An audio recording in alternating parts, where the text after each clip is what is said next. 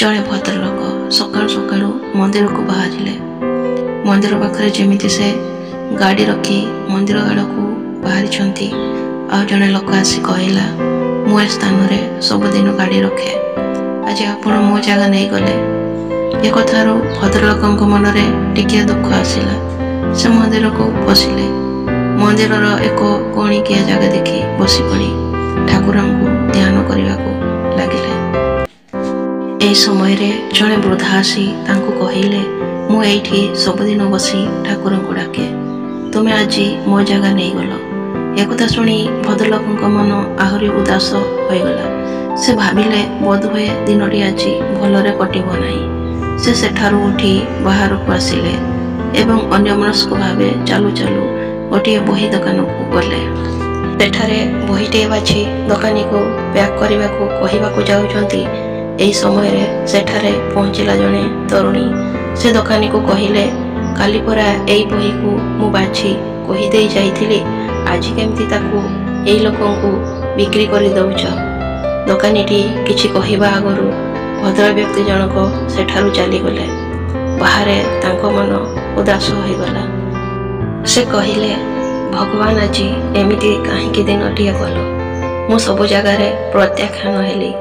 एमिति भाभी भाभी से रास्ता रे जाउथिबा बेले हठात देखिले रास्ता मझी को दौड़ी गला छुआटिए।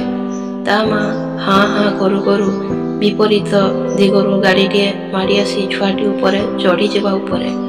भद्र व्यक्ति आखि पिछुड़ाके लंफ मारी छुआटी को गाड़ी रास्तारू हटाई देले, किंतु परिणाम स्वरूप गाड़ीर चकटिए तांको गोड़ उपरे चढ़ीगला। आहत अवस्था तांको हॉस्पिटल को नियागला। संध्या बेले से खटरे शोइथिबा बेले बाहरे मृद पाद शब्द शुणी से आखि खलिले। पिलाटे को हाथ रे धरी छिड़ा होइछंती तार माँ। तांको आखिरे कृतज्ञतार अश्रु। से निज दायित्वहीनता भद्रलोक को क्षमा मागुथिले। छुआ एवं माँ को एका सांगरे देखी भद्रलोक हृदय संतोष रे भरीगला। तांको लागिला से तांको जीवन रे सबुठारु महान कामटी करिछंती। से कहिले व्यस्त हेबे नाही, सबु प्रभुंको इच्छा।